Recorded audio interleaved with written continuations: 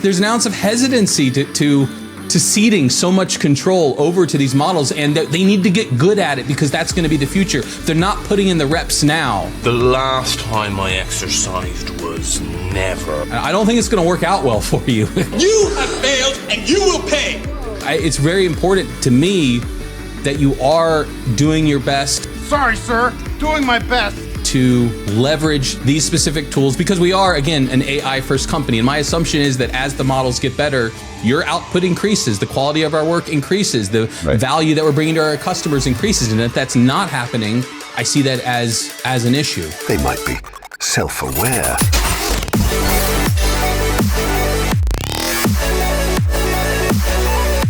Broadcasting live from the bleeding edge of synthetic insanity. You are listening to They Might Be Self-Aware, and I am Hunter Powers, joined by Daniel Bishop. Daniel Bishop. Something's different. I'm trying to figure it out. Oh, that's what it is. Yeah, visual gags. For those of you listening, I'm Paul. But no, something else is different. I've been growing my mustache out a little bit more than usual. Is that it? It might be. No, it's almost different. Yeah, there's usually like the music and the green, green wall. It was a green background. I had my walls painted green, which seemed like a great idea at the time. And then everyone for about a week straight on every Teams and Zoom and whatever means is like, oh, Daniel, you did that to like have green screen stuff. I'm like, no, I just like the color. And no, I didn't change the paint in my room. I changed the room where the paint is. I now live in a whole different state. I'm over in North Carolina, like this other guy on the call. Yeah. And we still haven't met in person, just for those following along. It's like whatever, year 5 or 6 or something. For years. Podcast called 100 episodes. Never seen you in 3D. No, that's not true. I've seen you in 3D. I've not seen you in real life. This is true. We've been in the metaverse together. So I have seen a representation of Hunter in 3 full dimensions. Well, welcome to the, what do they call it? North Kakalaki. I think that's a thing. North Carolina. Yep. Kakalaki? I'm sorry. Yeah, you've never heard these things? The Tar Heel State? You've heard of that one at least. I've heard of that. You've heard of that. Okay. I don't know what a Tar Heel is yet, but it's on the list to learn. I'll have to ChatGPT. Get a deep dive on. Okay, hold on. Before we get into things, to ChatGPT, you just used it as a verb.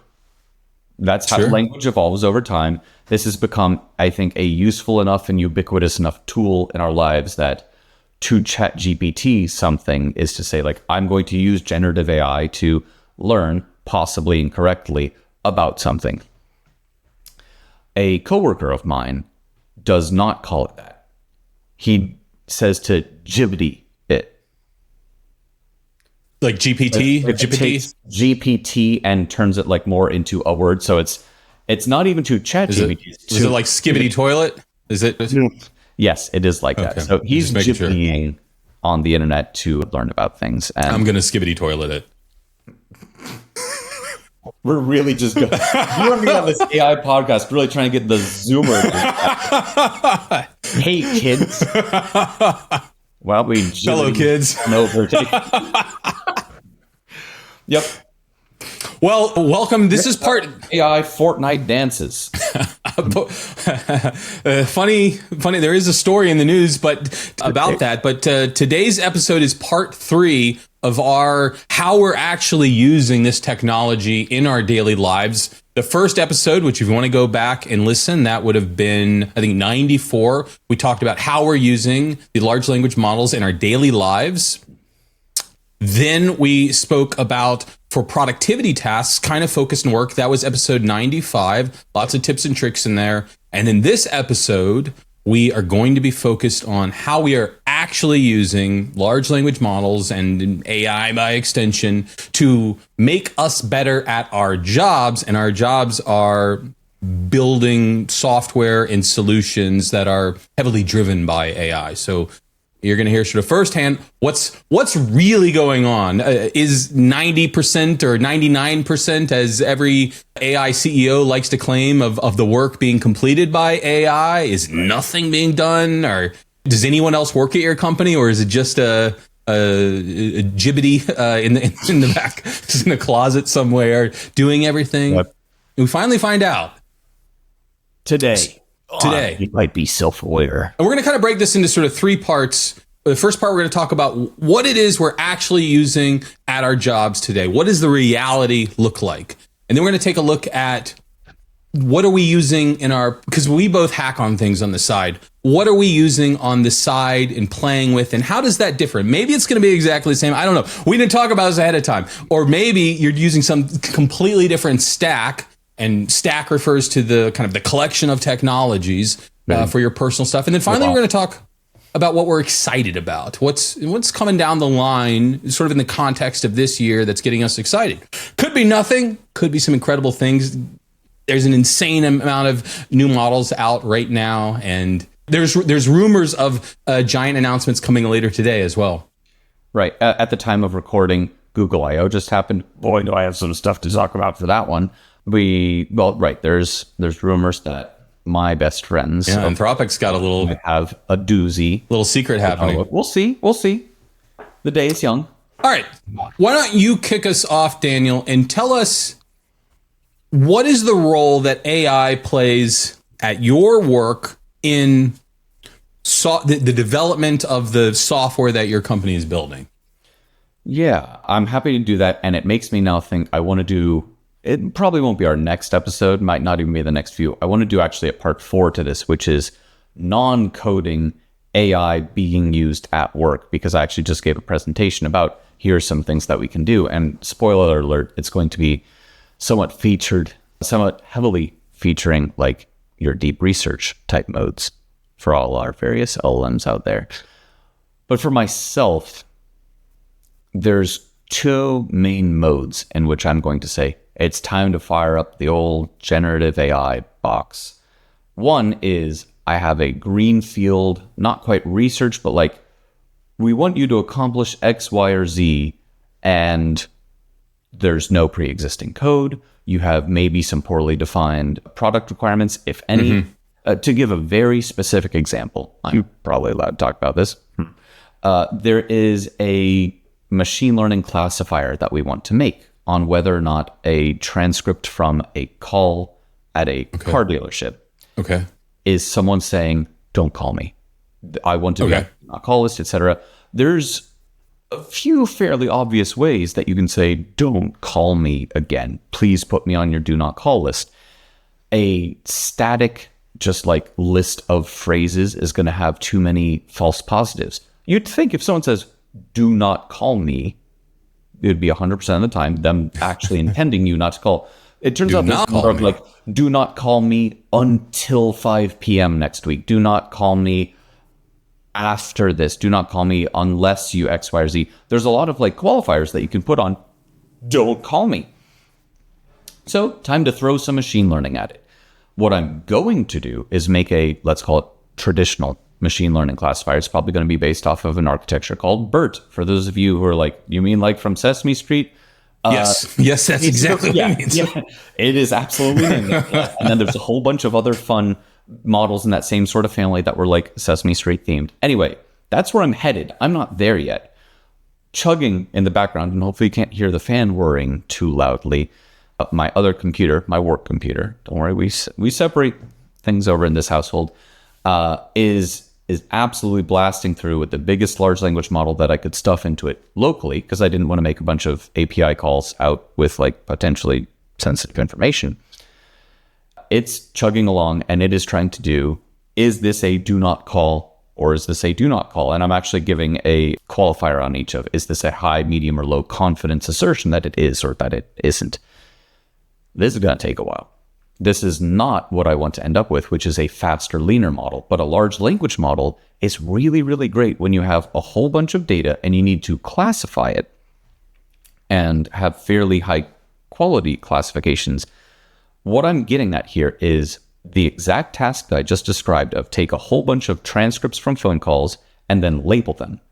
There is an entire industry associated with this. Now, for those of you who are longtime listeners, you'll know that for the most part, I like to say, I don't want generative AI replacing jobs. You'll also note that I have said some jobs probably shouldn't be done by people. This is one of those jobs.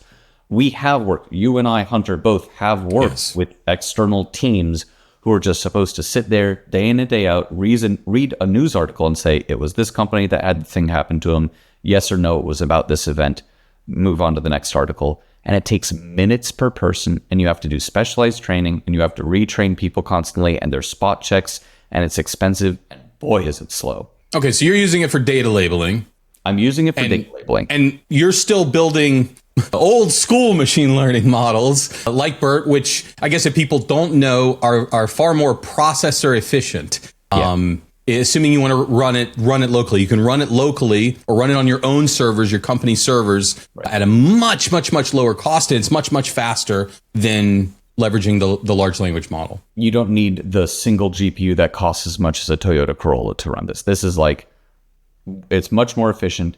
In the very barest technical sense of the term, it's still a large language model. But when people say large language models, they don't mean BERT and Roberta and that whole big BERT and all that family of models. They mean your GPTs and your so on.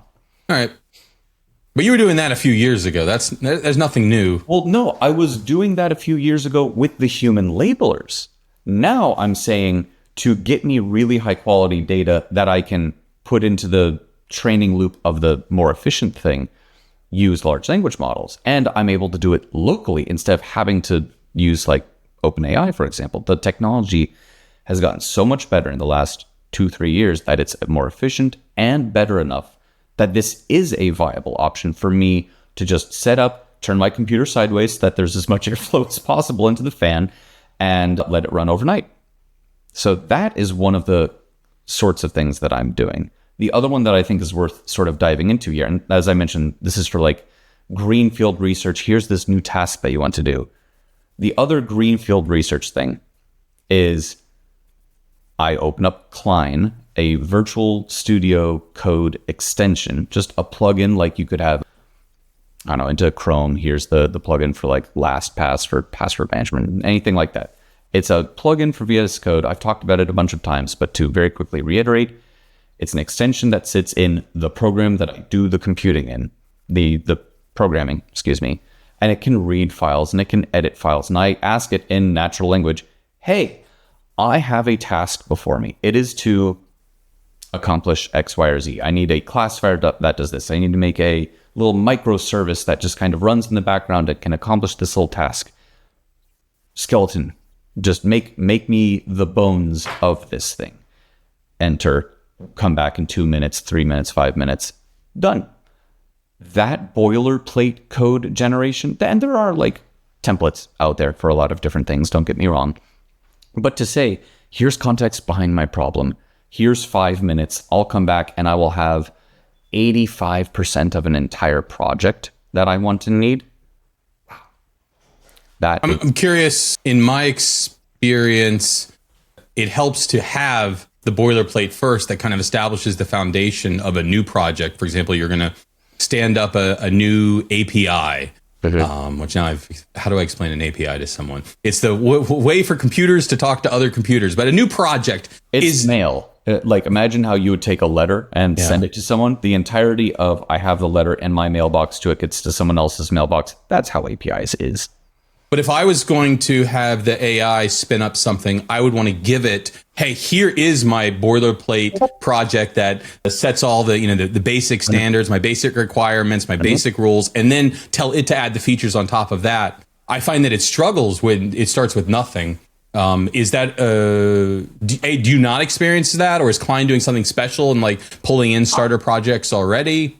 You can reference other material when you're using a tool like Kline. You can say, here is either code for or a link to an example project. In fact, that's literally what I did less than a week ago.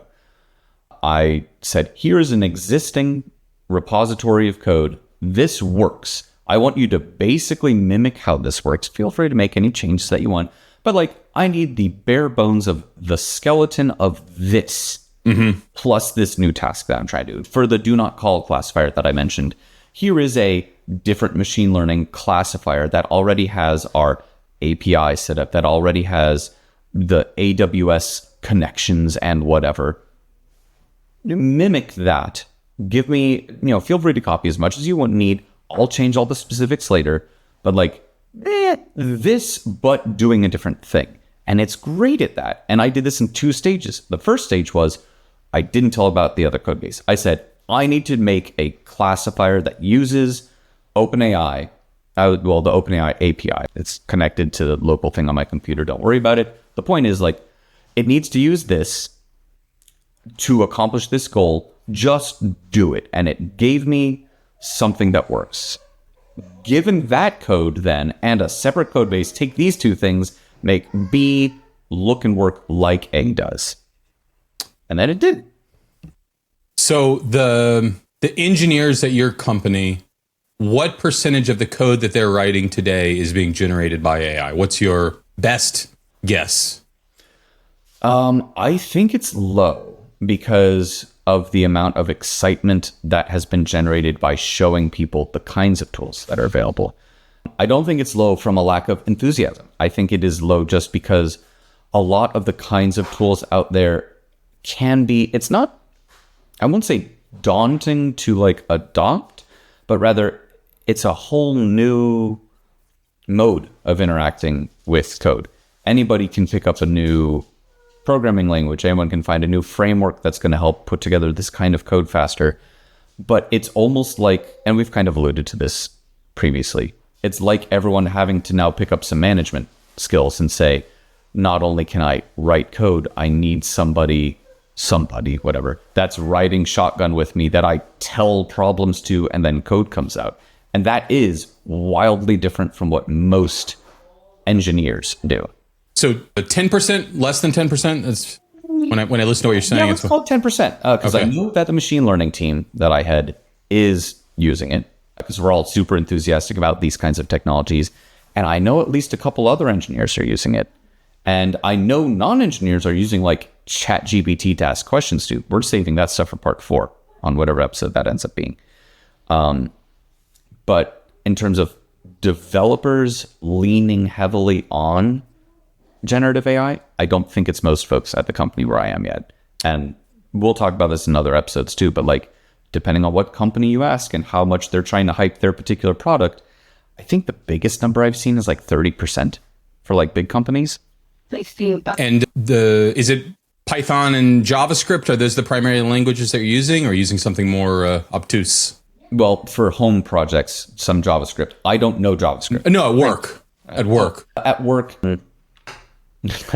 there's an old language that I had never heard of until coming here called Cold Fusion that I don't think anyone's even tried to use generative AI with yet. But yes, there's a lot of like JavaScript for your front end type work, Python for the machine learning side, and then there's a smattering of other technologies more well suited toward other back end work. Because I see that as one of the limitations for adopting the generative AI in coding is that it's strongest at Python and JavaScript by a very large margin. And when you look at all the benchmarks, that tends to be exactly what they're focusing on. Not that it can't do a decent job at everything, but it's miles ahead in those 2 languages. I think that's because it definitely legally was scraping from like Stack Overflow questions, especially in the early days. And a lot of the benchmarks will use a lot of JavaScript or Python. There are a bunch of other languages. Your C family of languages, C, C#, C++, etc. All of those, I think, are more traditionally like a full stack or back end kind of language. And I'm sure that the code that these models were trained on has a large portion of that available. A large portion of like what's on the internet. Yeah, they've taken down everything they can get. But is it that it's easier to test against, or is it that the kinds of people who are most likely to embrace these technologies are looking at that, and so that's what they want to focus on? I think it's a bit hard to tell, but I will say that, like you, I have not noticed a lot of people saying assembly language or COBOL, like these old, much closer to almost navigating the silicon on the chips directly, like very low-level languages. While I'm sure there is a capability for generative AI to do them, and we have like a lot of our banking infrastructure in the United States based on some of these older languages, and that's becoming a problem totally unrelated to like what you and I do today. For the most part, it's the folks who made that stuff have all retired at this point. Nobody knows these languages. It feels like it would be ripe for generative AI to be the answer there. I haven't seen anyone talking about Gen AI and these old languages. One final question about AI in your work. Sure. How open do you find the company is to you just kind of doing anything with AI? Are there a bunch of rules? Is there a bunch of tape still? What are you in charge of the rules? You are the tape. Yeah. I am the tape. I'm the tape. I'm wearing it like a okay. Or something. The even better question: how do you approach the tape question? Do you from engineers? You're just like do whatever you want, but use your best interest. You're think about it for a second, or are you like absolutely not? I need to approve every single request. Are you the human in the loop on every? Is this why none of your engineers are using generative AI coding? No. Did we uncover something here? There's a very good reason that there aren't many rules yet, is because we can't be consistent enough with them. And if someone really truly wants, they're going to find a way around it. My biggest concern is private information, both private information of like our customers, like someone's credit card number, for example, from one of these phone transcripts, let alone also like other companies' secrets just being put out to one of the various providers. And they don't have the little checkbox set of don't train on my input. That's the concern. And so at some point we are going to lock things down more, and it's begun. This is not going to be all at once, but we're starting to make internal tools available where it's still OpenAI, it's still ChatGPT. We're still going to have all of the features. It's just behind an API key that we have where we know it has all the security settings already set. And the idea is make it so easy for people to do it the right way. It's more of a bother for them to do it the wrong way. Right now, everybody sort of de facto is allowed to say, I'll pay for my own Anthropic API key, and then I'm using Claude for my own stuff. That was my one question. Fine. It is technically allowed right now. At some point that will go away, and we'll say, here's an API key, use ours instead because we know the security settings are right on it. One add-on question. I know it says the last question, but yeah, how do you approach all of these different services? They all cost money. Is it you just tell the developers basically, look, if you want to play with something and you want to play with it from your own pocketbook, absolutely. Over time, we will officially introduce company accounts. Is that? Yeah. It's an interesting approach. With the one caveat of don't use DeepSeek R1. Don't use any of the ones that are like API to China. Any of the Qwen has, actually, I'm sure there's somebody hosting it, but especially DeepSeek, because it was making a lot of big waves recently. Everyone wants to try it out. You can try it out on your own time, on your own computer, on your own stuff, but not on company stuff, not on anything privately identifiable information, not on any of our customer data, not on our code bases, because there's no way they're not going to just take it. There isn't. And even like if you're not careful, OpenAI, a US-based company, if you don't go into your settings and check the little box that says, please don't improve the model on my inputs, they will. One of the reasons why I'm a proponent for local large language models wherever possible and reasonable, but even for the API providers, so like your OpenAIs of the world and so on, we will provide the connection between us and them. We'll provide the interface. It looks just like ChatGPT, but we know that they're not going to train on our data. By all means, put whatever you want into it. Make it easy for them and cheaper for them to do it the right way instead of having to pay for it themselves. And then the problem will 95% of it take care of itself. I keep thinking of one more question. I want the last question, and then you can interview me. 3.5. We've never talked about this, and I'm genuinely interested. But the last question is: does your company position itself as being an AI first company? Is that part of their identity yet, or no? It's really just again they're helping their customers. They have a solution, or are they trying to be? We are AI first in everything. That bandwagon. I don't think bandwagon, and I don't think necessarily AI first, but AI, machine learning, AI is the buzzword everyone's using, is going to show up, I'm going to say medium to heavily in a lot of the like marketing and in a bunch of the new features that are rolling out. But it's not an AI company. I think it's really becoming more of like a technology company that embraces AI. And any company that isn't in the business of providing AI to people, and by that I mean like large language model access, I'm personally a bit of a knee-jerk reaction of saying, oh, this is obviously snake oil, right? I do think that if you're going to say we are an AI company, you'd better be giving AI products, or it's over enthusiasm at best or pulling the wool over people's eyes at worst. And so to be part of a company that seems to be embracing the technologies, to trying to make sure that it's available to people internally and externally in a positive way is really nice. I'm also helping shape some of these policies myself. And you're the head of AI at the company, but there was also a separate head of software engineering. There's a VP of engineering or something like that. Okay. Yeah. Got it. All right. Interesting. All right. Now all those same questions to you. What are you using it for? Go back. Roll it up to the top. Cool. I didn't even get into the other half, which is existing projects and me wanting to add stuff. That apparently is a whole other episode. Unless it's if it's completely different. Frankly, yeah. So we got through a very quick version of half of what I wanted to talk about. I'm gonna be maybe a little more short and sweet, or maybe I'll just ramble on for hours and hours, and this episode will never end.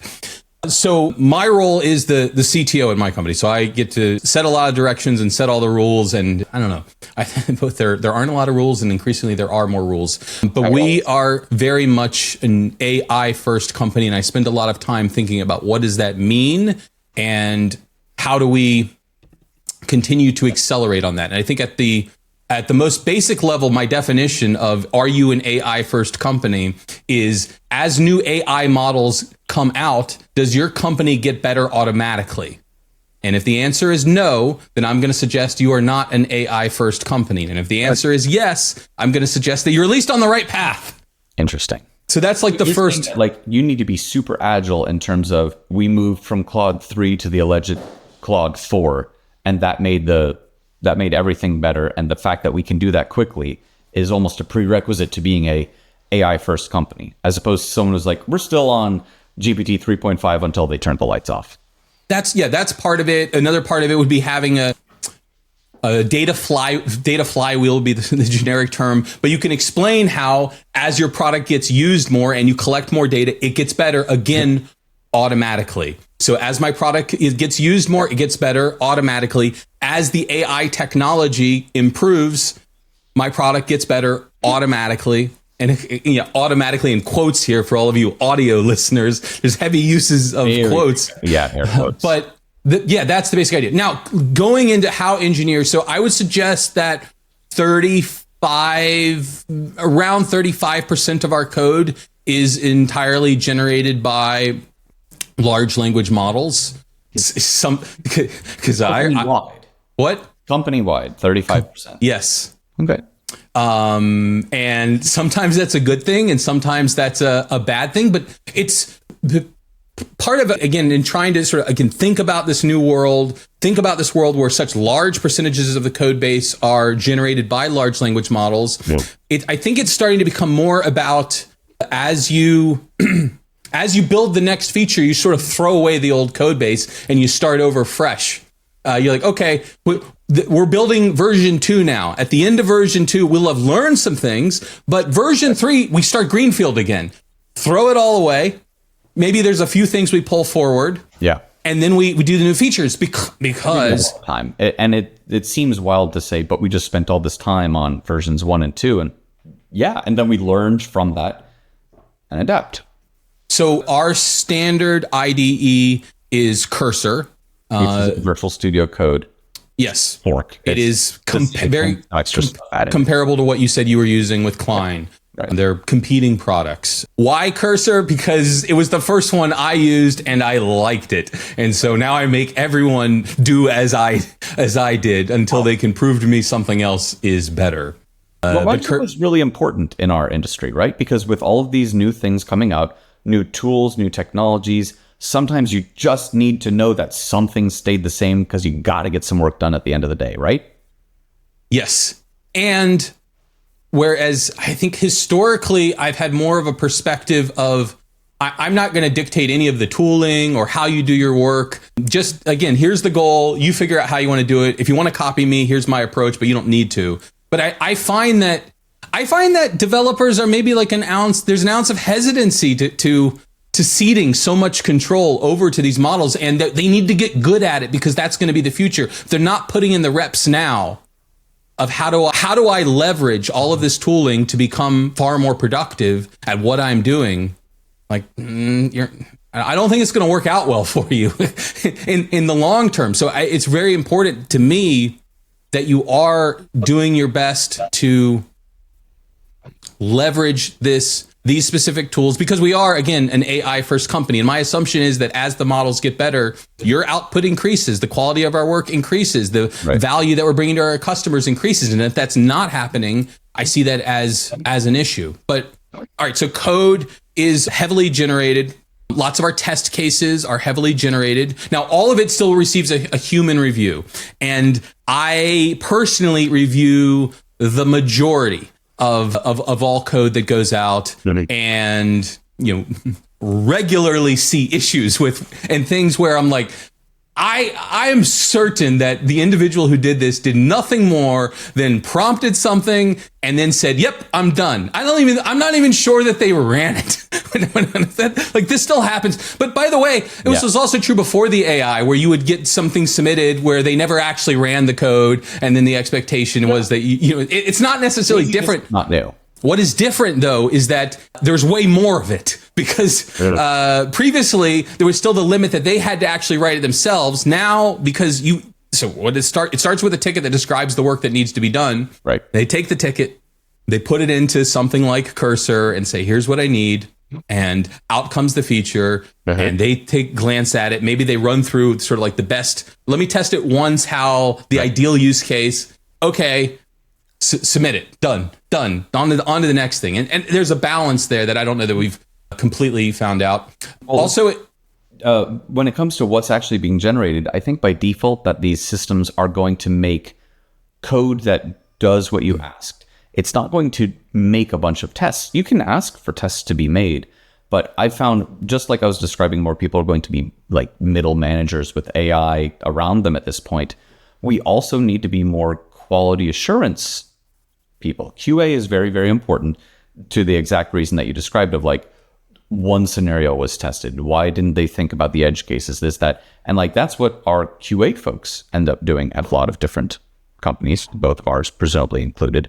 And I think that needs to become a more acknowledged, more embraced part of this ecosystem. Another really important part of our Cursor is that which is our editor, is we have an established set of Cursor rules, which describe all of our coding standards. And we have separate ones so we're primarily Python and JavaScript. So we have separate ones for Python and separate ones for JavaScript that describe all of the rules, how we structure things, how we break down our code, how we test our code, what are the standard libraries and frameworks that we're using, and how you should, once code is done, run all the tests to make sure you didn't break anything, run through all of the linters which conform to our sort of standards of how we're formatting all of the code. Primarily, there's some other things in there as well.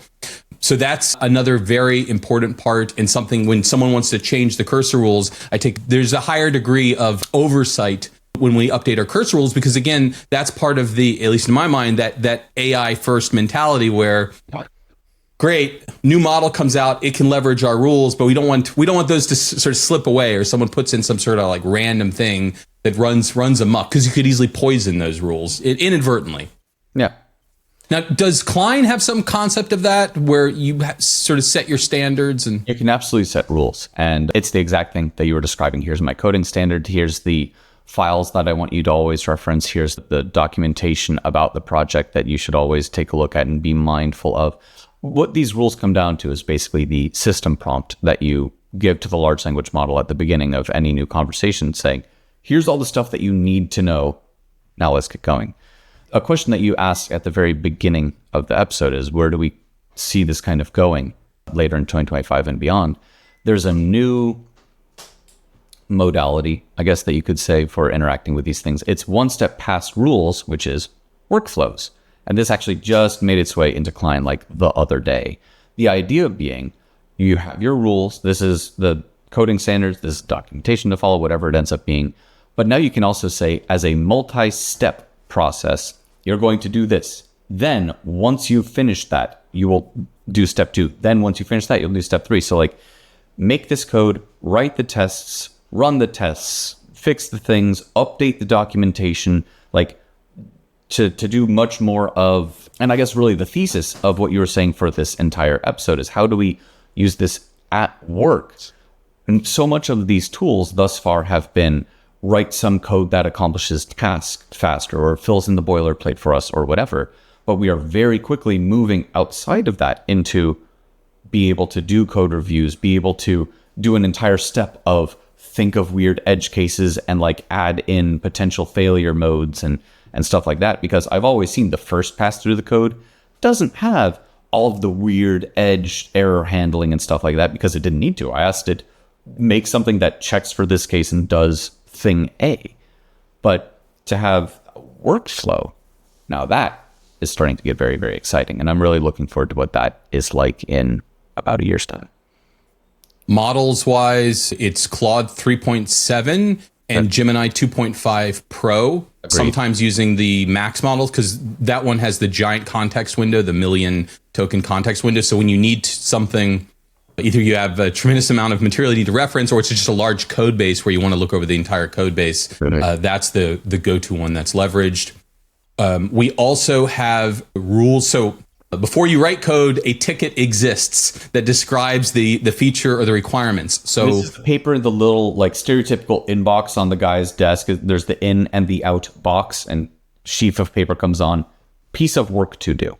Here's the definitions. Here's what the acceptance criteria are. Here's the place where you have to document your output, whatever that ends up being. So those are all formatted by a large language model to conform to a format and to have certain criteria. So whoever's writing the ticket, and they can dictate it if they want to, they do that. It then gets fed into a prompt, which outputs the final ticket that's well formatted, explains the acceptance criteria, explains the why. It might tag a user persona if that's applicable, creates a well-documented ticket. They then do need to review it.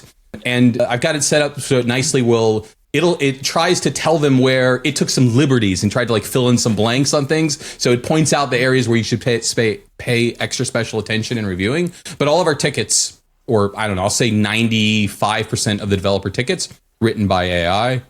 Or at least punched up by AI. Sure. They are a whole episode, honestly, of product management and generative AI, because I've seen so many bad tickets in my life. So many where it's just like one sentence, it's vague, there's none of the edge cases considered.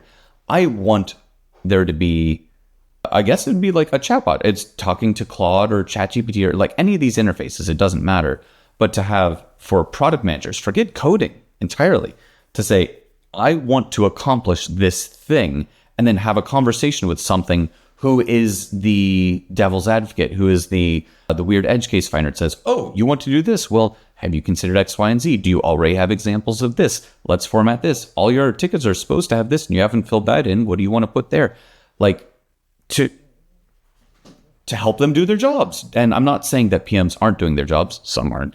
But also some developers aren't doing their jobs either. The point is to use this kind of technology to assist people to do a better job.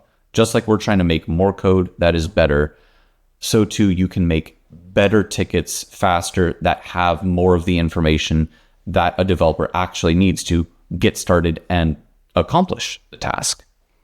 Even if it is half made by Gen AI to then have half made by Gen AI on both sides, there is a person on either side of this fence saying, I'm the product manager and here's the business needs in the use case. I'll just use generative AI to make this into a acceptable format. And then a different AI is good at reading that well-formatted thing, accomplishing most of the task, and then expert person on the other end can help guide it toward all the specifics that are necessary. I agree with this. I want to drop two more tidbits, and I'll call that my wrap on how we're actively leveraging it. So the first one, so like another thing to talk about, it would be, again, all of the libraries or frameworks that we're leveraging within our software, especially all the agentic stuff. Yeah. But one of the challenges today in building with these different libraries and to access all these models is that it changes so much. By the time you decide I'm going to select an agentic library to basically that provides the framework for how you're going to build these AI agents to accomplish some task, at least semi-autonomously. By the time you finish building the feature, that framework, it has changed. There's like 18 new versions of that one, and 5 more have popped up. And they all are touting, again, how they're each revolutionizing the world. And to some degree they are, and to some degree it's all bullshit. Well, but this is why I mentioned earlier, we have to have some solid ground under us at some point. Something has to be unchanging for a while. At least don't deprecate that one version, at least whatever.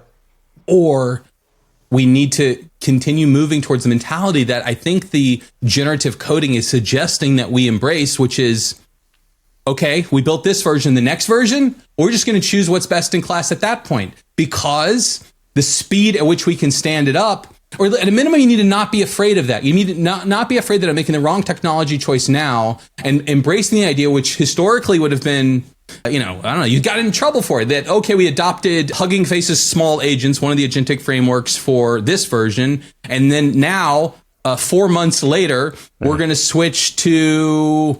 OpenAI, they just came out with their own agentic framework, and we're going to rip out small agents. These kind of like semi-large, if not large, architectural changes historically were very scary, and I think we need to start embracing that. No, like this is part of developing in this new reality. If what your goal is to stay on the cutting edge of the functionality and the value that we can bring to our customers. That's one idea that I would like you to think about. Yeah. The second idea, and this is a little crazier, but I enjoy crazy. So I talked about being an AI first company, and if you're building an AI first product, I think that your first customer should be AI. So we're talking about SaaS products or products that you use on the website. For a long time, people built them for a desktop interface. And then there became a new trend, which they called mobile first development, where it was the first customer that you should target are people on their phones. And I know I always really like that. And it's like phone first, figure out, because more people are using our products on their phones, and then figure out how it expands out to desktop. I'm suggesting that there's a new first. And that new first is AI first. And what does that mean? It's that you're first building your product so that other AIs can consume it. Why? Because AI is the ultimate interface. It is every interface. And if AIs can't consume your product, you are limiting it, and you're not, again, truly an AI first company. And your product doesn't get better as the AI around it gets better. So the first consumer of your product is not your end user. It is not a mobile device. It is not a desktop device. It is other AIs. Nail that first. Then maybe your second is a mobile device or your desktop environments or wherever it is your product's being consumed. And what does that functionally look like? Well, it looks like adopting these standards. There's a standard called Model Context Protocol. That's the leading one right now, but Google also has one. And again, by the time this podcast goes live, there'll probably be 10 more that have come out. Right. But it's starting there. And one example of this, so your company has a product today, but it isn't, you can't control it with AI. But if you stood up some sort of like a browser use agent, if a browser can use it and you can stand up a browser use agent, then all of a sudden you've exposed all of the functionality to AI, and because by making it the first customer. So that's a way you can start. And then you start, as you're actually developing it, adopting these various standards so that AI can interact with it. And that is something that we are actively working on right now. And I hope gets rolled out here in the next, month or two. But I'll use that to wrap up unless you have any final questions.